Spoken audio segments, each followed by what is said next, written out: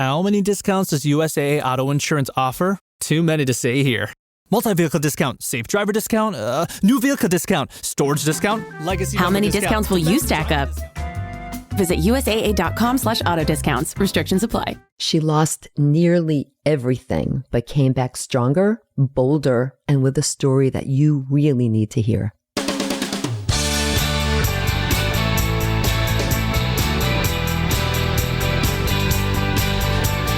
Hi everyone, I'm Barbara, and this is Age Better. Today's guest is someone who redefines the word resilience. Jackie Duda is a veteran journalist whose byline has appeared in The Washington Post, Women's Day, Costco Connection, AARP, and many others. But her story isn't just about the words that she writes, it's about the battles she has fought behind the scenes. In 2011, Jackie was forced to step away from journalism and really from life due to a cascade of debilitating health issues.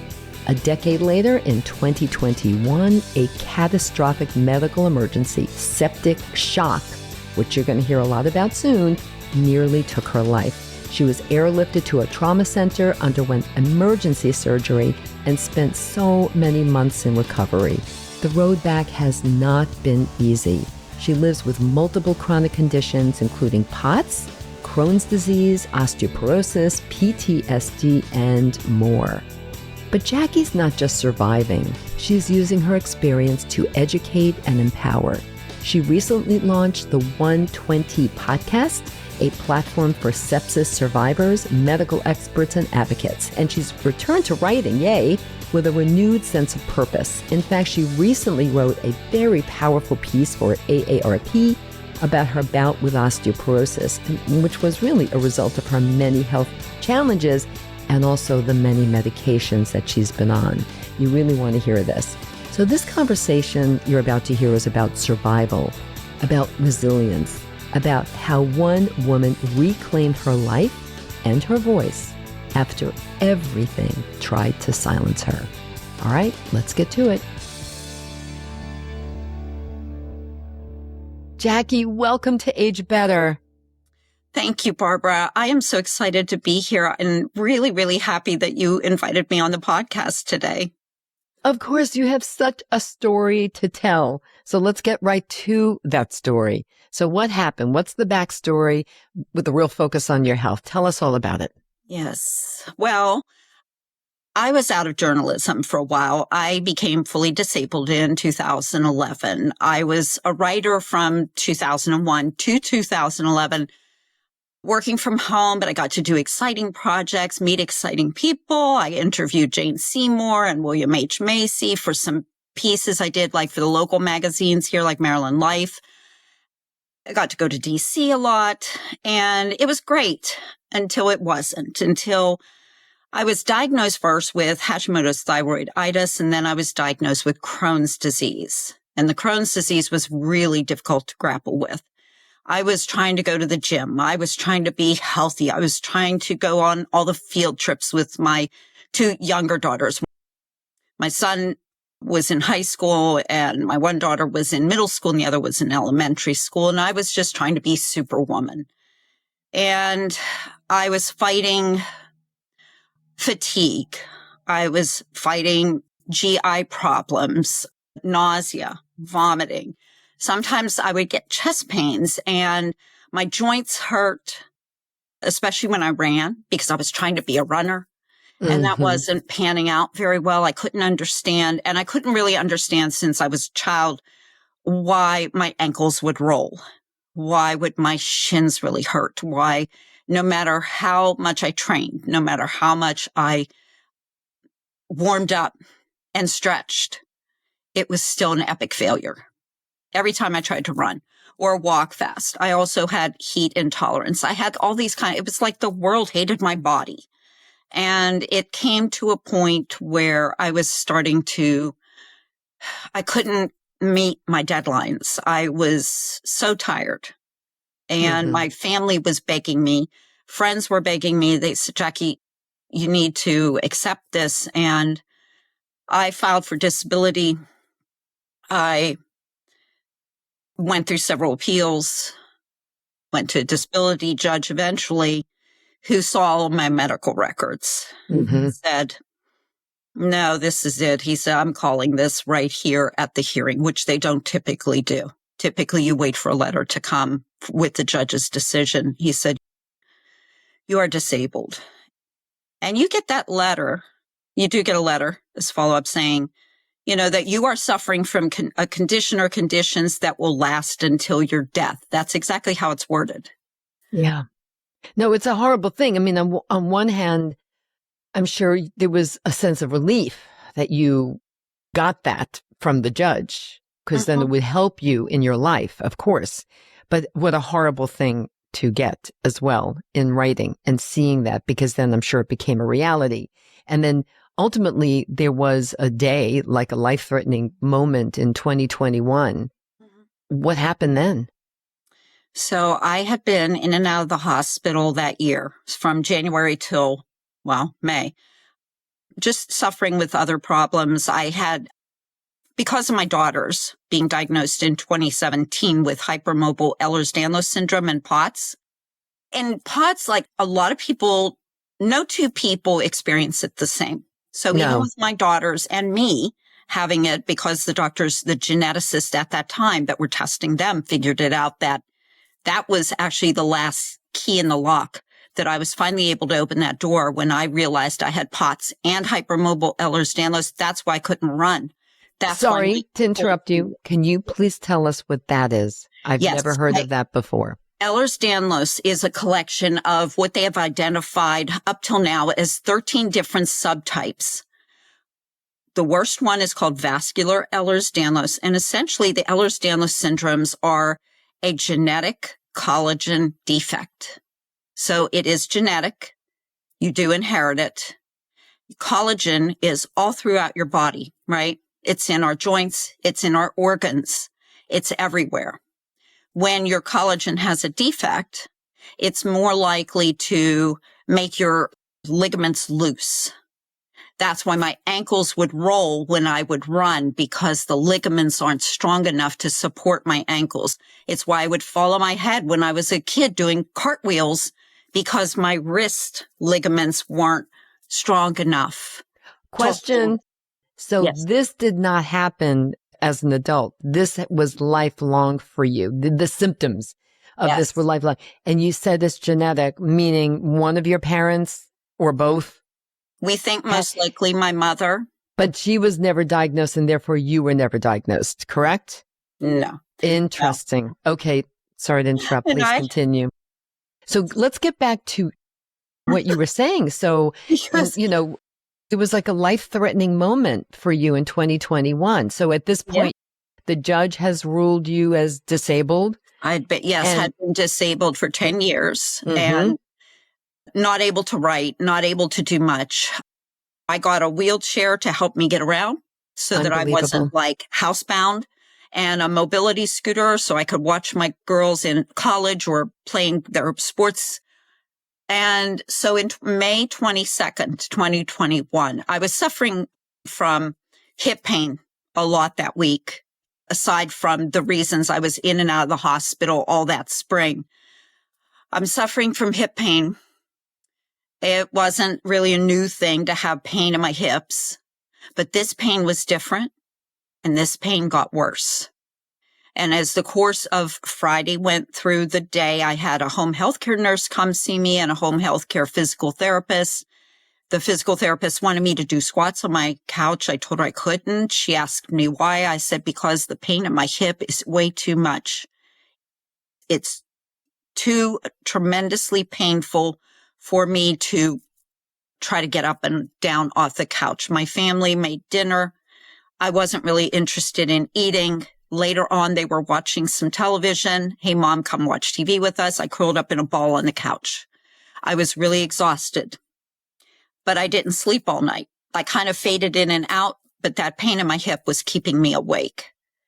And by morning, about 5 a.m., I couldn't move my left leg at all. And it felt like it weighed 1,000 pounds. That was different as well. Like I had never had paralysis or something like that happen, no matter how bad my joints were. Yeah. So I woke my husband up, woke my youngest daughter up, and they called the ambulance, which again was not a unusual occurrence in our household. I knew some of the ambulance guys on some of the runs by name. So they came to pick me up. They took me to the hospital closest to our home, and my husband followed. And I remember being coherent up to a point. I was questioning the doctor, wanted to do an abdominal CAT scan, and I'm going, but my hip. And he did the abdominal CAT scan anyway. Good thing he didn't listen to me. And I heard words like colon perforation. She has a colon perforation. She's in septic shock. At this point, what I do remember is I was lying on my back on that gurney in the emergency room cubicle, and then voices were just starting to talk over me, like up above me. And they put a ventilator down my throat. I was not happy. That terrified me. I was still awake, but I was also paralyzed because they put paralytic drugs in the IVs so that you don't yank the ventilator out. Unbelievable. I couldn't find my husband from that point on. Like, I don't know where. And then later on, I found out that they had him go out in the hall and he was standing next to the EMS. They were still standing there. And the doctor did call down a consult with a colorectal surgeon at the hospital, but I started to worsen. I was in respiratory failure. That's why they put the ventilator in. My blood pressure was ranging from 80/50 to 50/30. And my husband, again, told me later, he said there was a nurse just posted by your gurney who, she was like a little angel just trying to work on your blood pressure, getting your blood pressure to rise. They did put things called vasopressors in my IVs, and vasopressors get all the blood going to your heart, so it'll raise your blood pressure. Yeah. I mean, you were in a state of dying. Yes. You were dying. It was a weird experience because, again, people are talking over you, but at some point they stop talking to you. And I guess that's because I was sort of out of it. And yeah, you were. No, but the perforation of your colon, that just happened spontaneously? It was undiagnosed diverticulitis, Barbara. It was unbelievable. It was something that should have been tended to. When I was in the hospital in April, they did CAT scan back then because I was having stomach pain. And they identified that I had a thickened colon. So my other doctors, my regular doctors said, get to your gastro. And my regular gastro, I wasn't seeing at that time. I was trying to see somebody who was a little bit closer to my home and not like an hour away. And that gastro's office, when I called in, they said that they couldn't see me till June 11th. So that was in April, and they're saying can't see it till June 11th. But my colon decided otherwise, and it perforated on May 22nd. Unbelievable. So while waiting, and because of the colon perforation, you went into septic shock. Am I getting that right? Yes, sepsis is the body's response. It's a dysfunctional response to an infection. It could be a bacterial infection like I had in my gut because of the perforation, or it could be a viral infection, a fungal infection, any kind of infection. If you don't have an infection, you can't develop sepsis. Okay. It's the infection that prompts your immune system to do what it should do, which is fight that infection, but then it becomes a dysfunctional response in that it's going like crazy and your organs start shutting down. That's what leads to death in sepsis is your organs start shutting down. You start having problem with your lungs or your heart or your kidneys or. What do you remember from that day after waking up from surgery? Yeah, because there were really only two main things in that 48-hour period that I remember distinctly. One was when I was still in the ER, the doctor calling out to the EMS workers saying, how long to drive her to Baltimore? And they said an hour 20. And he said, she doesn't have that. So call a pilot. So they called a helicopter. And then I mercifully went blank. I thought, yeah, thank God. This is it. I'm going to miss everyone. My husband, my kids, I'm going to miss it. But this is it. And everything went black. And the next thing I remembered was I heard a voice, and it was very dark, and I heard beeping, and it was, of course, the sounds of, I was either in recovery or I was already in the SICU. The trauma center I went to in Baltimore, they call it SICU. That's their ICU. SICU. Okay. SICU. Yep. Mm-hmm. And I was in there. I heard a voice, a very kind voice, say, "You were really sick. We didn't think you'd make it." Mm-hmm. And that's kind of all I remember from that night. It was just dark all around, a little bit of beeping, and that voice. And that was my colorectal. But you were led to believe. I didn't think I was going to make it for about a year after that. Okay. But your recovery began that day. My eyes, I didn't expect to open them again. I really didn't. You didn't. So I was shocked when I heard another human voice in the hospital. Let's talk about sepsis, because this really is, it almost killed you. And you've talked about this and you've written about this, that you never even heard the word sepsis before you were told that that's what you have that day. And that's true of a lot of people. Like, I don't think people really know what it is. I don't think they understand what it is. And I don't think they realize, as you didn't, how it could happen so suddenly. Yes. So quick. So talk to us about this, because you are now a sepsis shock and a sepsis advocate to have more people be aware of it. So either for themselves or people they love, especially if they have chronic health issues or very low immune systems. But talk to us about sepsis. Sepsis is fast, Barbara, as you said, it's lightning fast. Once the cascade starts to happen, once sepsis is developing and you're dying, it's quick. That's why so many people, 350,000 Americans every year, die of sepsis. That's how adults. Many? 350,000 adults and 6,800 kids in the U.S. each year. Incredible. Yes. It's the number 2 cause of maternal mortality. Did not know that. I think some people might think it's just someone who's already sick or someone who's older who develops sepsis. And that's not the case. We have a woman right here where I live in Frederick who's lost her 5-year-old son in 2020 to sepsis when he got the flu. Oh my God. And she was a nurse. So that's how fast sepsis is. And that's how challenging the diagnosis is. Some doctors call sepsis the great masquerader because it can be any number of things. If you're already sick with pneumonia and your fever's running really high and you're having trouble breathing, that could really be sepsis taking over, but it might also appear that, well, is this just the pneumonia is worsening? And it really can stump doctors, even the best of doctors. Is there a test? Like, how does a doctor know if it is sepsis? How do you know that? There's no gold standard sepsis test. What they do is they go by your clinical signs and symptoms. Lab work can help them. And some, like biomed companies, are working on rapid sepsis diagnostics. Things that they look for, things they saw in my labs were I had a very, very high white blood cell count. I had a high lactic count, lactic acid. My lactic acid was high. And seeing those things in conjunction with, I was starting to develop a fever. My blood pressure was plummeting. My heart rate was 144, 150, and I was just laying there on the gurney.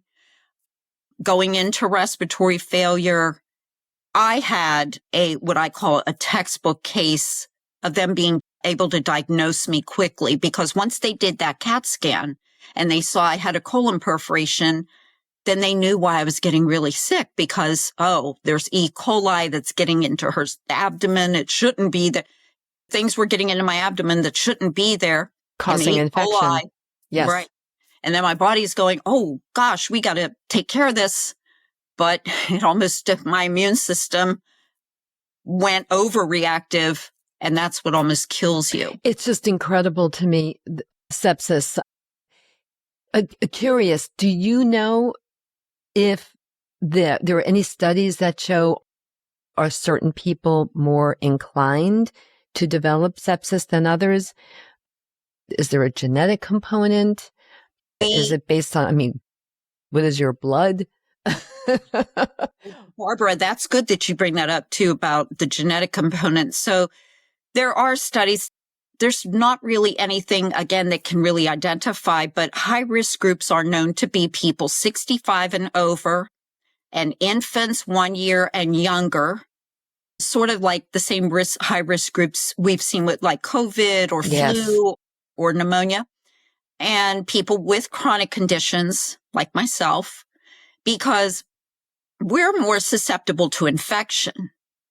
Some people with chronic conditions at some point in time might be using a port, invasive medical procedures where a port is where they will put an IV, like a permanent IV in your chest or in your neck or in your arm, and it stays there so you can go home and self-deliver medications. And it also has a higher likelihood to develop. We can develop infections because of medications we're taking. And I was on high-dose prednisone at the time. And all my doctors really ever said about me taking the high-dose prednisone, they said, be careful not to get sick. And at that time, it was also the height of COVID. So I thought, well, naturally, they mean don't be cautious and wear your mask and don't get COVID. I also thought maybe it just means don't get a cold. But none of them ever said, well, you could develop sepsis if you get sick and that infection worsens and your body tries to fight it and you develop sepsis. So I didn't really understand the full gravity of taking a medication that was like prednisone, steroids dumb down your immune system. I didn't understand the gravity of what that could mean. And also wreak havoc with your bones, as we know, which we'll get into. As it did. Soon, yes. As it certainly did. Yes. So, wow, that alone, your whole story, your whole health journey is just incredible. And I would not wish this on anyone I know. But this experience with sepsis, so suddenly, so violently, but thank God you did come out of it. And here you are, and you're back and writing and living your life as best you can, still with health issues, of course. But so what was the aftermath like? Like, what was it for you, your husband, your kids, your life? What was it like? Physical and the emotional journey. Thank you so much for asking. What has it been like, I should say? Not was it like, because you're still on it. We're still on it, yes. Mm-hmm. It was like being in a state of suspended animation. Everything that was happening in our family stopped. Everything stopped. Suddenly, my husband had to come drive in to Baltimore to see me. My kids and husband were also traumatized. As much as I got traumatized, they got traumatized. Of course they did. Because it was sort of like mom was here one day. And we just celebrated like we had a picnic in the park the week before because my one daughter had just gotten her bachelor's and my son got his master's. And we celebrated safely outdoors. And we went from that to, mom's on death's door. Yes. And you were. But what happened afterward? When I came home finally. Everyone has PTSD from this. I know you do. Oh, yes. I'm sure everybody does. Yeah. Mm-hmm. When I came home finally, it was the day before Father's Day. Mm-hmm. I got discharged from the inpatient hospital rehab because sepsis rendered me unable to walk and totally, sure, I used mobility aids before, but I could not walk, period.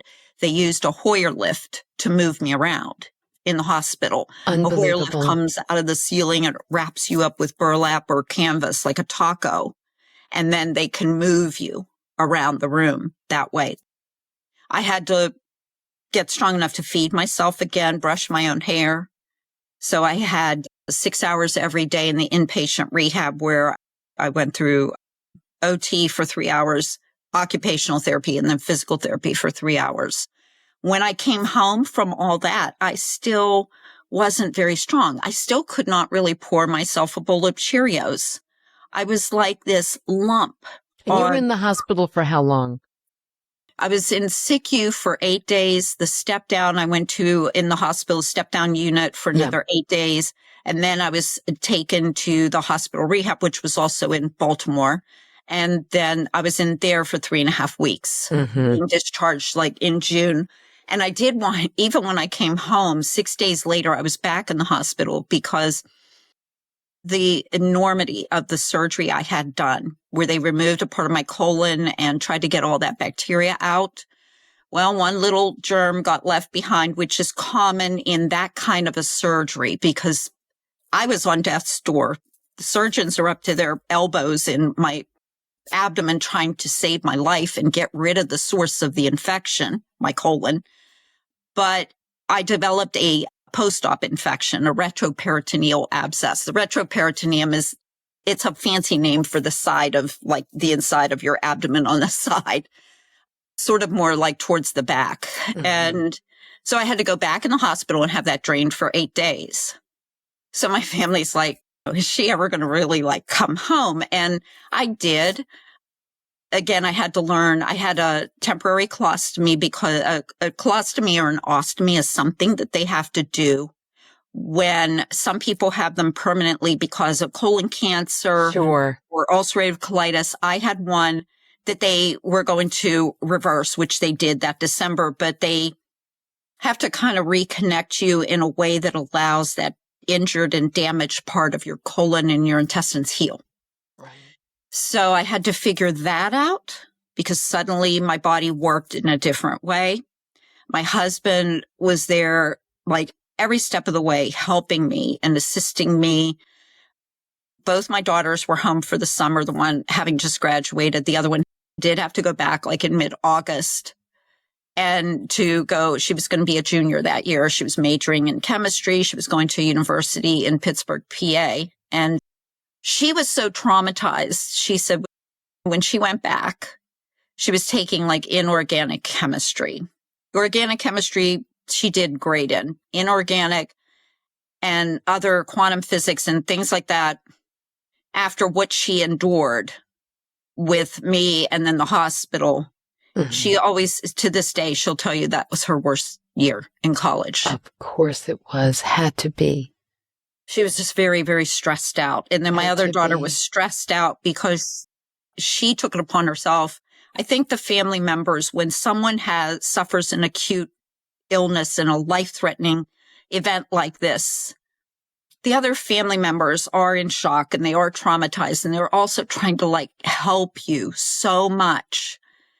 They're trying to make you feel happy again. And I was clearly not happy because I was crying every single day. Yeah. Without fail. I looked at my husband in the morning and I'd start crying.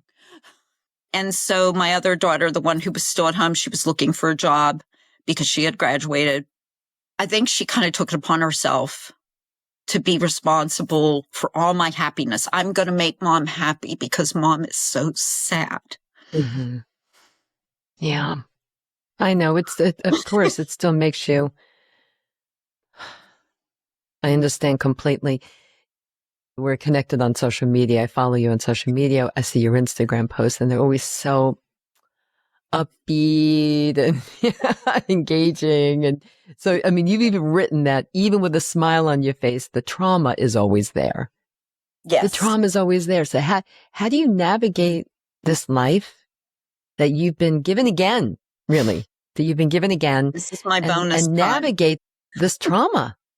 I mean, I think one answer is that, which I think will be part of your answer, is that you have a mission to help other people. Definitely. Tell us. Absolutely. Yes. I'm not one to think that some people said, oh, you still have a purpose or something here. And the only problem that I have with thinking that about me is, okay, I was very lucky and I survived.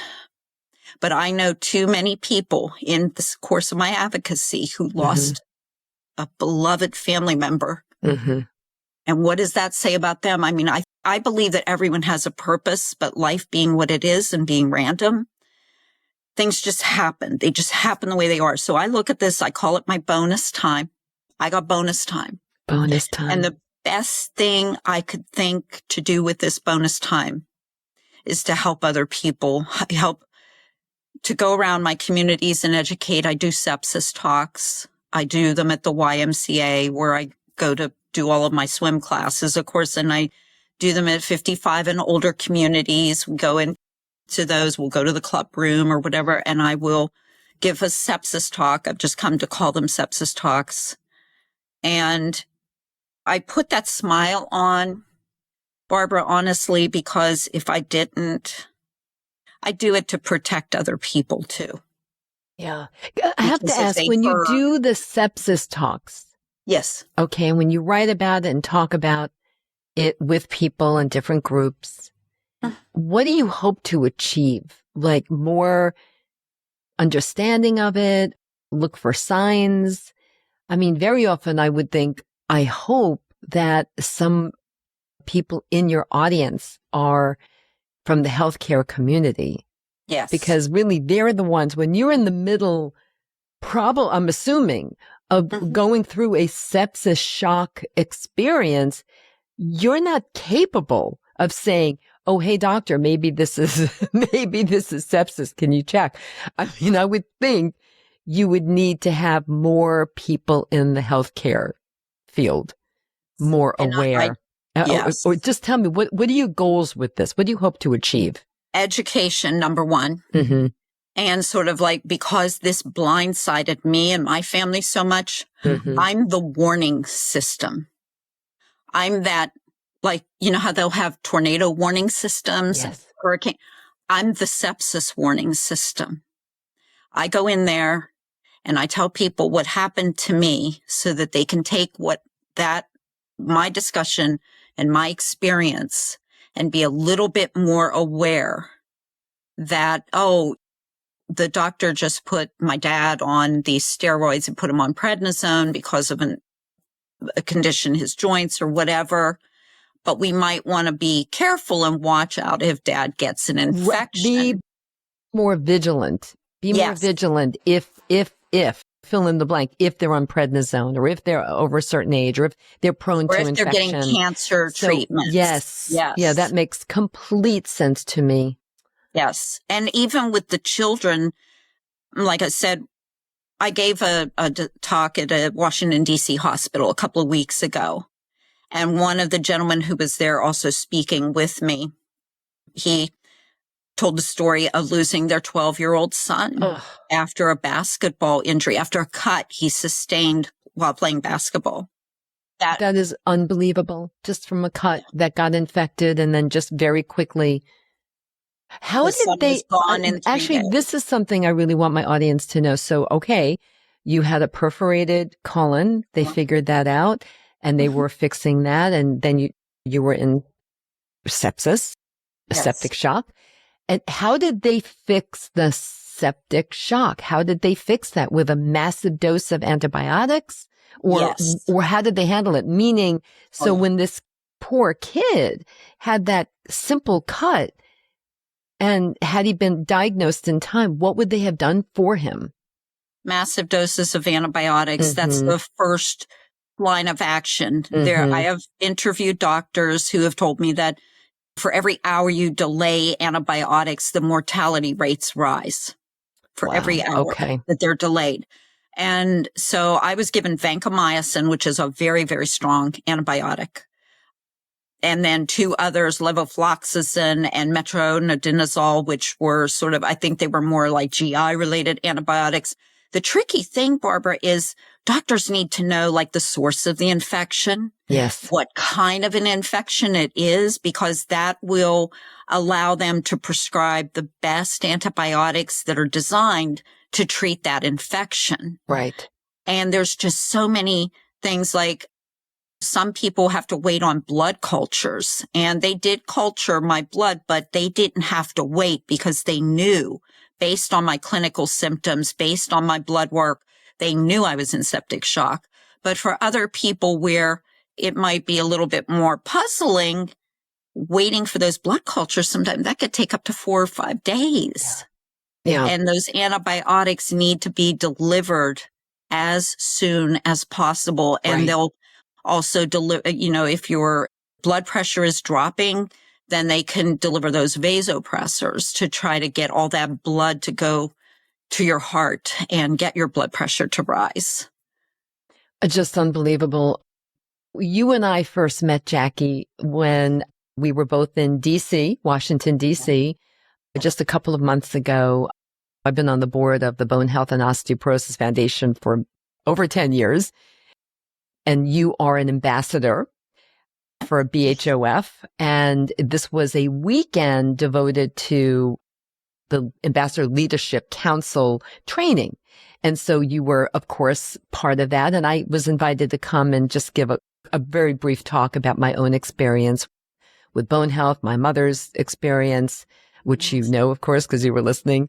And so that's when we first met. And so you do have a bone health story. And in fact, you just recently wrote an incredible article for AARP. And I will have a link to that article in the show notes, everyone, because it's really, really worth spending some time with. But with all that you have had to endure and continue to endure, to add to this, you also have a diagnosis of osteoporosis. So let's just talk about that a little bit, please. Mm-hmm. Tell us about that. I'm assuming it was a lot of the prednisone and other medications. Oh, yes, absolutely. And Barbara, I want to thank you because watching you speak at the Ambassador Academy was so inspiring to me to listen. I love to hear Thank you. other people's stories. And it was wonderful to hear from Claire. And the speakers were just so spot on. Mm-hmm. That was one of the best training academies I'd ever been to. And I really, really enjoyed it. And the women that I met and connected with. So I think that the Bone Health and Osteoporosis Foundation, I thank them for inviting me to be an ambassador and inviting me to that incredible event. I just had to say that because it was an incredible event. Yes, it really, really was. I mean, and everyone who came and spoke and all of the ambassadors who were there and a few men also, Yes. mostly women. Yes. Just an incredible group of people. And it was a delight to meet everyone.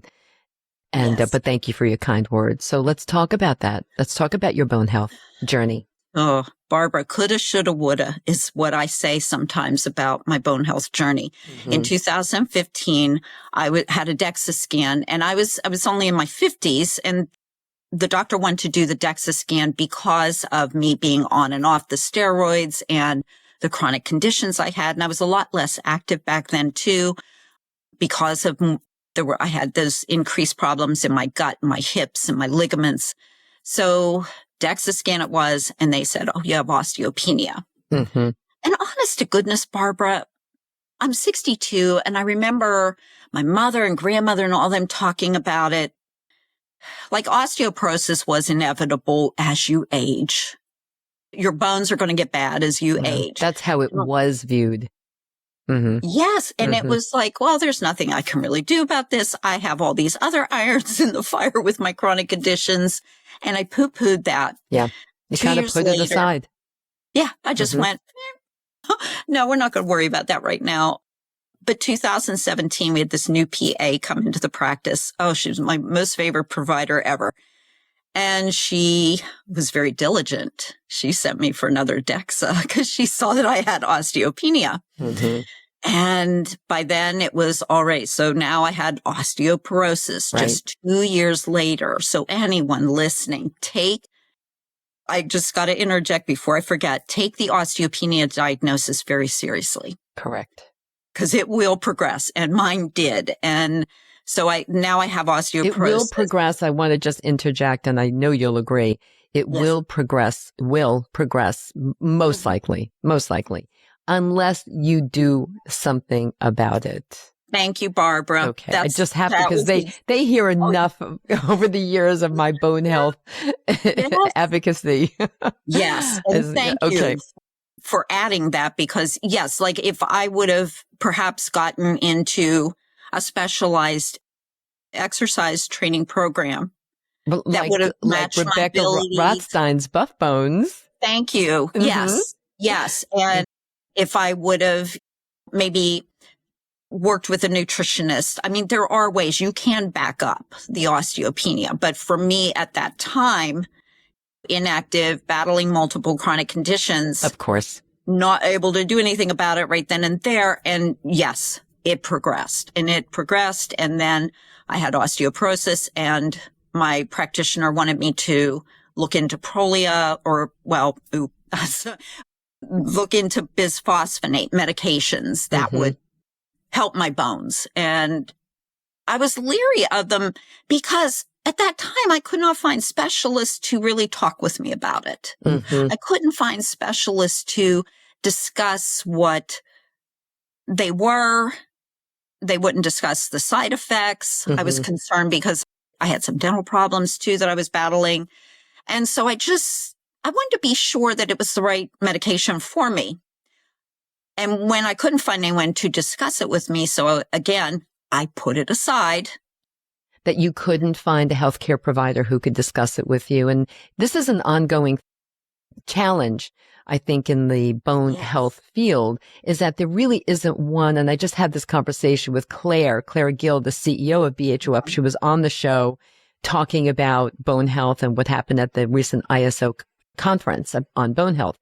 And an issue is that no one really owns bone. Like, it can be a primary care physician, it could be your gynecologist, it could be an endocrinologist, on and on and on.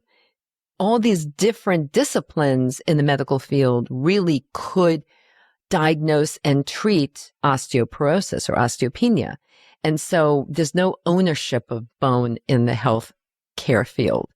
But that also means, in a way, there's an opportunity, because then the more disciplines are focused on bone health, the more opportunity there might have been for you to find someone. It's a shame that you couldn't find someone who you felt was adequate enough to explain the pros and the cons and what would happen. And so what happened then?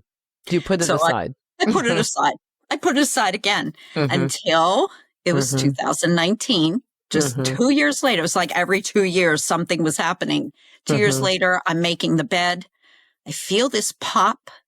It even impacted my breathing because the vertebra that I had just fractured by pulling the comforter up, you know how you sometimes you give it a little yank? I give it a little yank and pop, and I'm sort of heavy breathing, and it was right behind my lungs, the thoracic spine, the vertebra that had just fractured.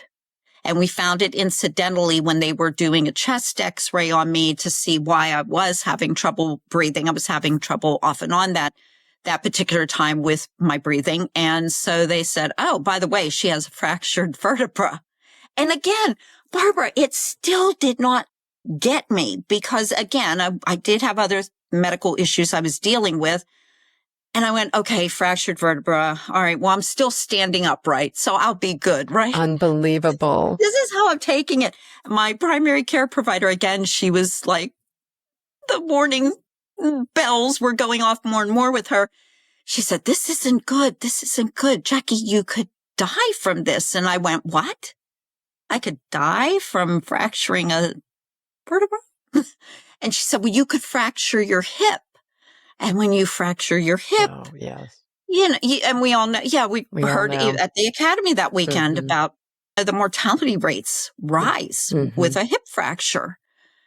So I started to take it a little bit more seriously, especially because sometimes, especially with bones as bad as mine were then, sometimes your vertebra, once one fractures, the ones surrounding it will also fracture. So what'd you do? The stability goes. What did you do at that point?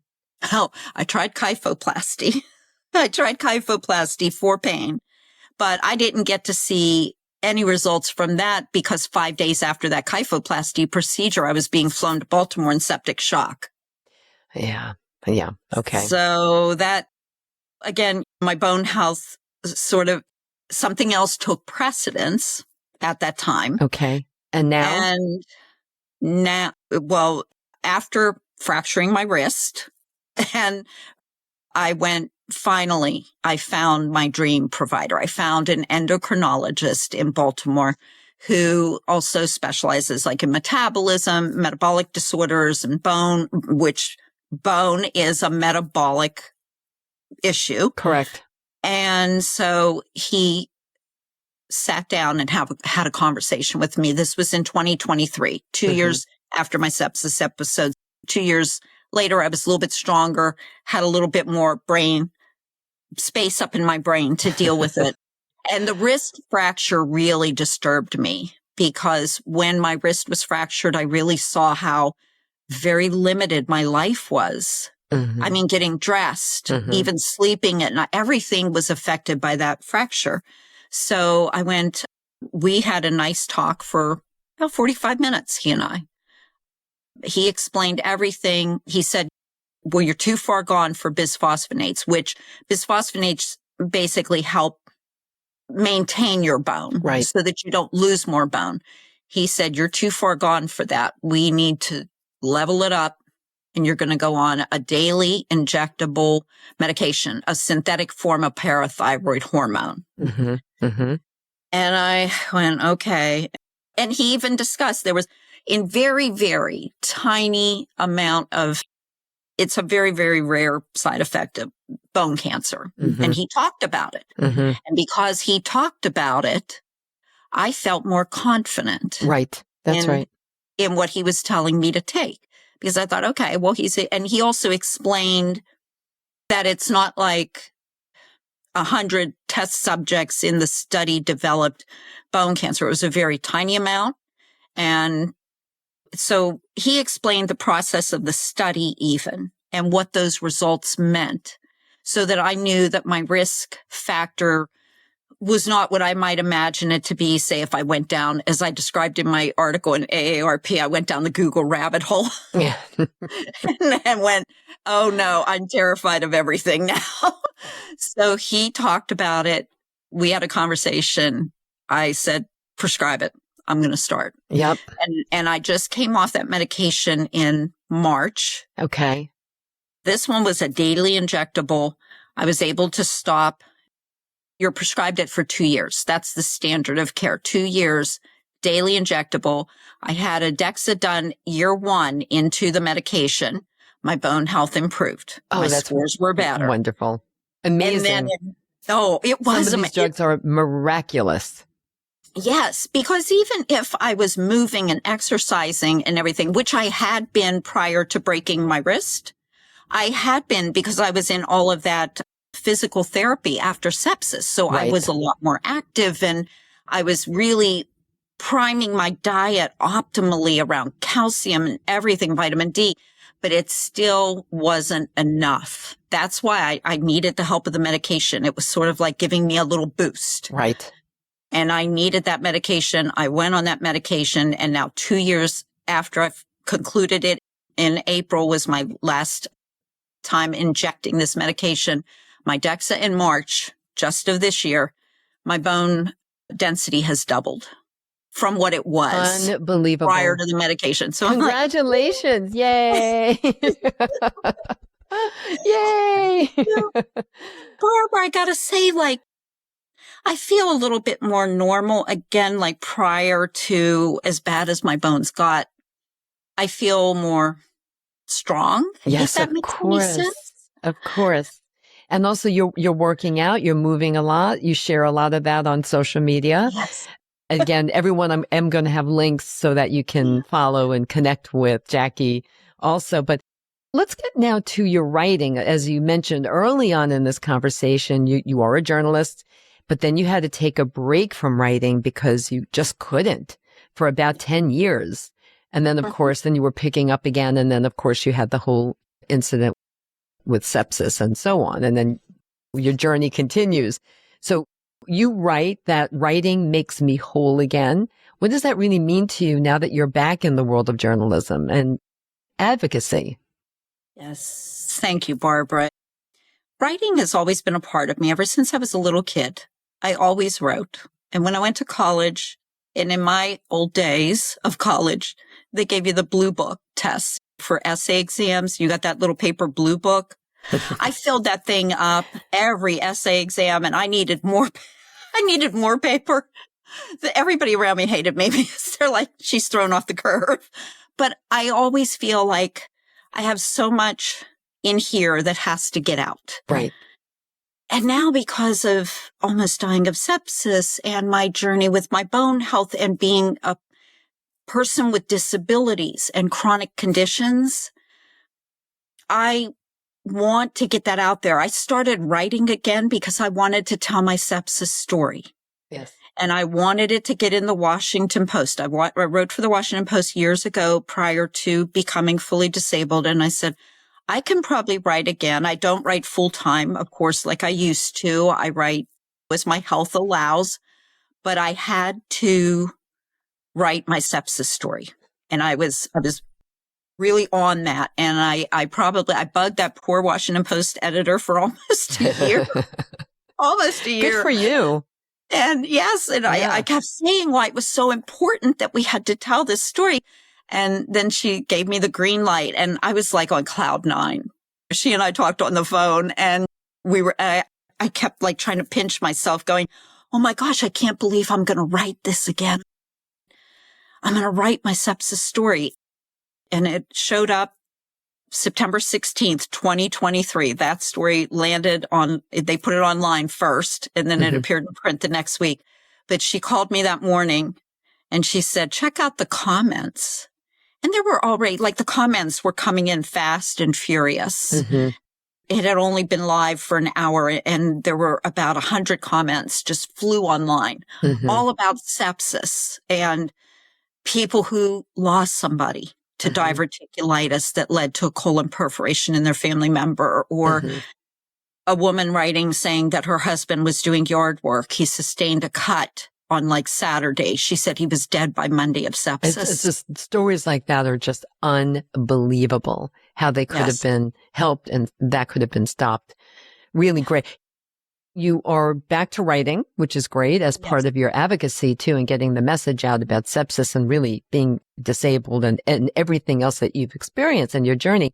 But you've also started a podcast and it's pretty new. You just starting to get the word out about it. And it's called the 120 podcast. First of all, 1:20. Is it like, what's the significance of 120 podcasts? And just why did you start it? And just tell us what the focus is. The 120 is the hour 20 I didn't have to make it to the trauma center in Baltimore. They couldn't drive me. I wouldn't last an hour 20. I heard the doctor say that. My husband heard the doctor say that. So it was very significant. I thought, well, if I'm going to do a podcast talking about sepsis and chronic conditions, which will also, of course, include my bone health and bone health issues and disability, I thought, well, I'm going to call it the 120 because that number has always been very significant to my entire family since then. Yes. And understood. So it's the 120. So, it doesn't sound very what your sepsis-y. podcast is about. Yes, it's about talking about sepsis, of course, but also talking about chronic conditions, talking about my journey becoming disabled, talking about how to advocate for these issues and advocating for yourself even when you go to the doctor, explaining to people what sepsis is and then talking with people. I want to interview other sepsis survivors, of course, people who have lost someone to sepsis. And then the people also with chronic conditions who are more at risk for developing sepsis and talk to those people to give those voices, to raise them up, because I see too many with chronic conditions living very isolated lives. But if you open up a platform for them to have a pulpit, for them to have a podium or something to talk about these things, like I really believe we could help improve the lives, at least mentally, from a mental health perspective, of people with disabilities and people with chronic conditions, while also making it the focal point to always inform people about sepsis, to warn them about those signs and those symptoms and how fast you and who might be more at risk. Yeah, there will be a link to the 120 podcast in the show notes as well, everyone. And so, Jackie, it's really amazing, given all that you've been through and continue to experience, of course. your career, your illness, and your comeback, as we can call it. So what does aging better really mean to you now? To me, I think it means it's an individual thing. Don't compare yourself to other people, because I used to do that a lot, and I still kind of do. Why can she be 70 and she's doing all of this? And oh my gosh, I can't do that. There's something wrong with me. It's an individual thing. And it's how, if you're aging better, it's how you feel here in your body and here up here in your mind. And some days, Barbara, even with all the things that I've been through, I still feel like I feel like I'm still, instead of 62, 22. Yeah. Isn't it great? Like I think like Even that. with all that you've been through, you still have, but that comes across, I have to say, that comes across in your Instagram posts, when little videos that you post, and like, you're just like upbeat, and yeah, there's this very youthful aspect to you that does come across, and it's really wonderful to see, especially when one knows your backstory. Yeah. Then it's just incredible. So just Right. keep That doing the good despite work that all you're that. doing. I always Yes. like to ask my guests, as before we wind down this very meaningful conversation, what are your top 3 takeaways? We covered so much in this hour that you really want the Age Better audience to remember from this talk today. First of all, take your bones very seriously. Take them. Don't be like me, and don't be a coulda, shoulda, woulda. Take care of your bones. Start as young as you can. Know what sepsis is. There's some very good nonprofits online that you could check out to find out more about sepsis. And be aware of infection prevention. And despite everything, don't ever let it hold you back from being fully immersed in life. Even if you're disabled, life can still be a joy. Even if you have chronic conditions, life can still be a joy. Let your community interact as much as you feel comfortable, or try to reach out, because there are people out here. We want to help. And I want to help. I want to help as many people as I can, which is why I'm doing everything that I can. But those are the 3 takeaways. Don't let whatever conditions are going on steal your joy. Find that joy.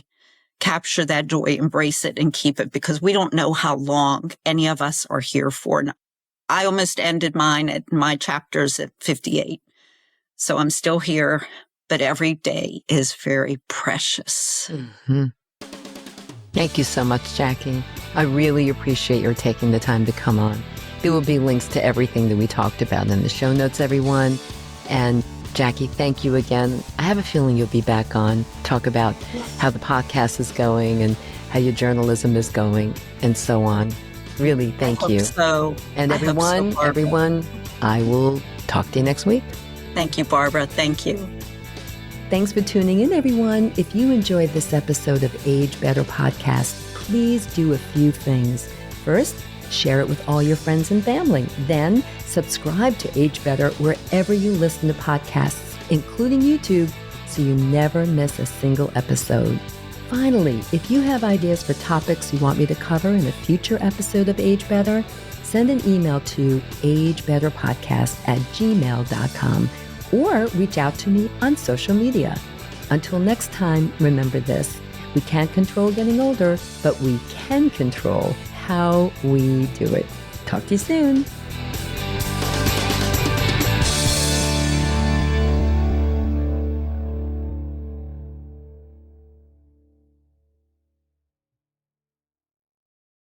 Age Better Podcast is a proud member of the Sound Advice Network. Sound Advice, women's voices amplified.